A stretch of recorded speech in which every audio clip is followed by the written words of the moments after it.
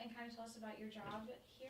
Sure. So my name is Shannon Duncan. I am the program manager here at Healthcare for Homeless Veterans at the VA in Spokane. So my job here is to really oversee all of the programs that are here under our umbrella. We have several. In this building, we offer transitional housing, which is much more short term, really trying to be around the maybe 6 to 9-ish months. And then we offer permanent supported housing, which is very much like Section 8. Actually, it's exactly like Section 8. Um, but we offer case management along with that for veterans and their families. And then we also do mental health counseling. We have peer support, which is, for those of you who don't know, peer support is really around sort of being that battle buddy, like I've walked the walk, I can talk the talk kind of thing. So somebody who's been through what these folks that we are serving have also been through, and so they can really relate to them in a different way. If you think about that stereotypical veteran, right, you're generally going to think about this kind of burly, gruff dude. But we certainly see women, come through our doors. And even though the numbers may not be as great, certainly the need is no less. And so, often we'll need things like feminine hygiene products or, smaller sized clothing or jackets or shoes or basic undergarments, those kinds of things. Because a lot of times, these gals come in and they don't have those things. So it's not uncommon for us to pack a little bag of something and take it out with us as we're outreaching or trying to work out in the field. We definitely see veteran families as well. And so, sometimes we have single dads with kids and, single moms with kids or definitely those non-traditional, non-nuclear family units, whatever that looks like. So, especially this time of year, Christmas gifts or things for kiddos that we can hand out. That's often an area where we don't have a lot of support. These people are just like you and I, but but for the grace of God go I, right? Is the saying of it could be any one of us, it could be any small thing, and we would be right there in their shoes. Um, and they have made sacrifices that some of us have not been able to do. And so being able to recognize and honor them for those decisions that they were, that they made to be willing to sign up and go and serve our country. It's really sort of a small gesture that we could offer to really be able to repay the service that they gave to us. So I'm Susie Schutz, owner of Nanamacs Boutique. I'm Katie, and I'm Susie's sister.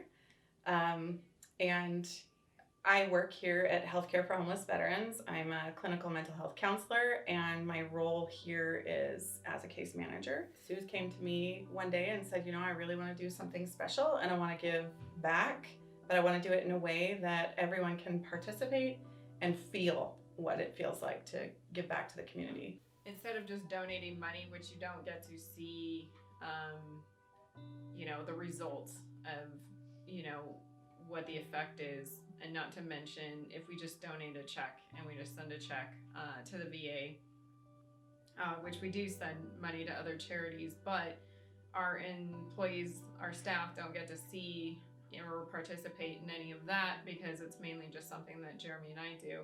So we wanted to get involved this year, and I wanted my staff to really sign up on a sheet, spend their own time outside of work and participating in being able to contribute to the charity that we're donating to. My staff volunteered to wrap presents, to shop, to put lists together and that kind of thing. And then a lot of them showed up today to spend time with the vets and their families. For me, being a military mom, I have a huge heart for the military. I also know that, there shouldn't be vets on the streets. They served our country. They don't deserve it. I know that this program helps them through a lot of struggles. We come from a family of veterans. Both our grandfathers were veterans. Our dad is a veteran. Both of our husbands are veterans, and my nephew, her son, is active right now. So it holds a special place for both of us. So I have a VIP group that is full of active duty women, wives of active duty men, wives of veterans, and they have very small children.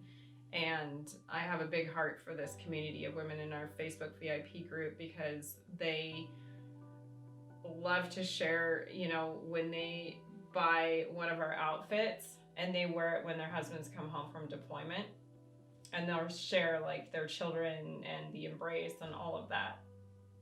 And it gets me. And I know how hard it is, and the sacrifices that, these parents make to be away from their kids. And I know the sacrifices that they make to raise kids, when one of them is away on deployment. And I also have a granddaughter who spends a lot of time away from her dad. So The homeless people are people just like you and I.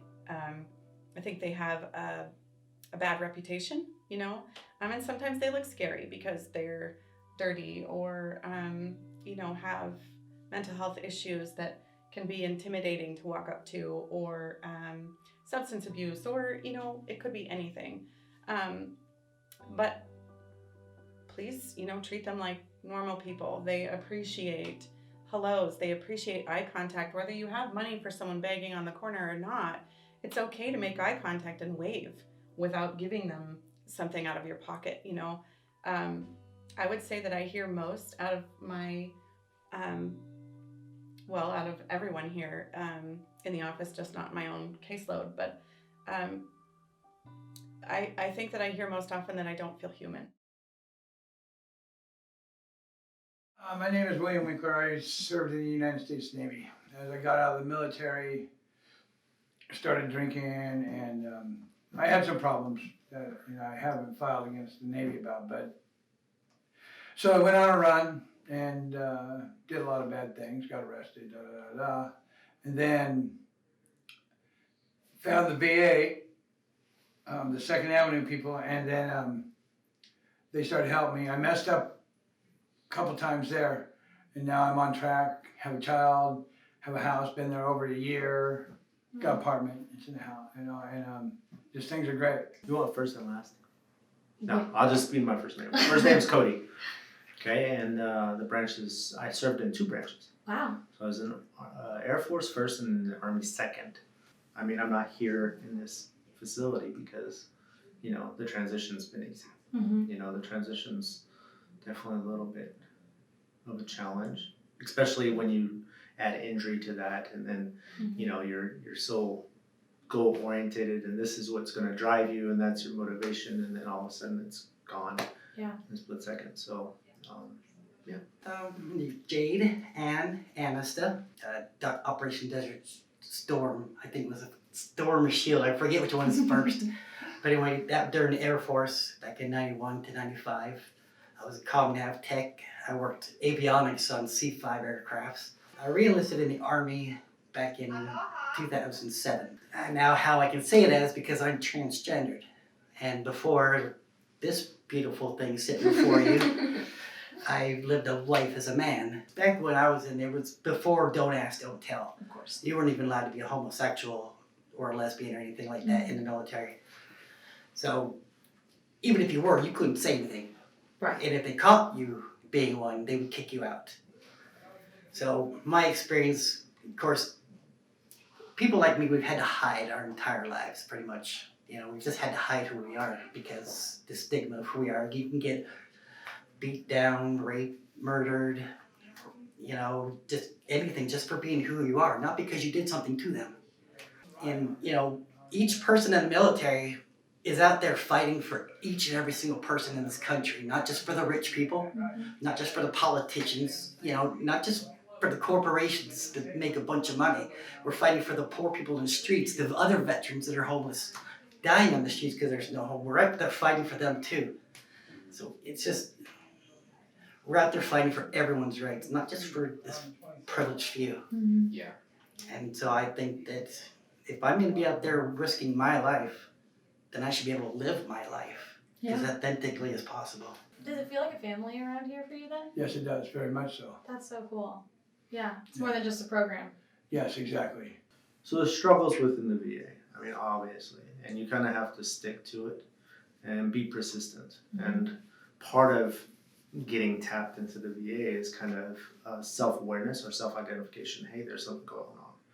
You know what I mean? So I hear a lot of stories that aren't necessarily good, but you have to find that motivation in yourself and realize, hey, this is affecting something else. Especially like relationships and stuff like that. But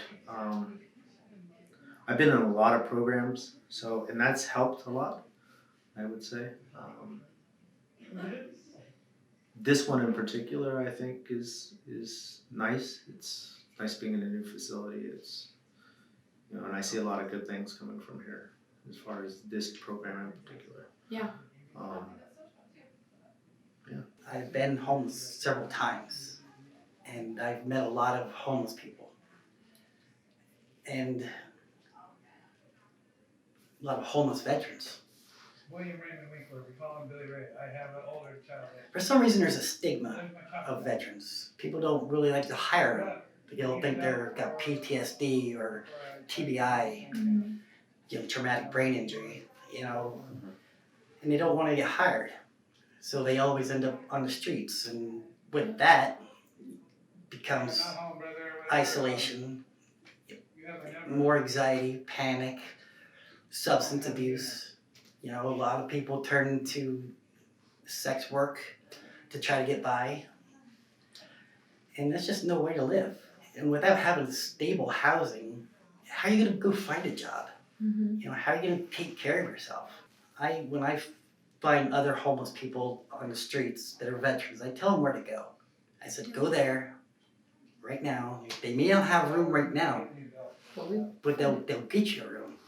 And what's good is not only do they help you out with like Hug Vash, get Section 8 and all that stuff, but they also have, I think, 3 different homeless shelters in Spokane, and they have 1 in Coeur d'Alene. So if you're homeless, they'll at least get you into one of the homeless shelters, so we can start getting there. And then once you get more established from the homeless shelter, then they can get you on that Section 8, so you get more stability. So honestly, it's life-saving, because a lot of veterans kill themselves. I think, what was it, a 34 or 24? It's a really high percentage rate of where veterans kill themselves. I think it's like 22 a day. God. And Unacceptable. it's very unacceptable. And so that's the important part, is to get the mental health you need to get Lift yourself up, yeah. I think this place saves lives. Veterans make sacrifices daily for yours and my freedom. And it's a small gesture to give back to those who have served. A few ways you can give back are by donating to your local VA, donating clothes that don't fit anymore, volunteering at your local VA medical center, sponsoring a local military family, or even something as basic as toiletries. Anything that helps give back to those who have served our country.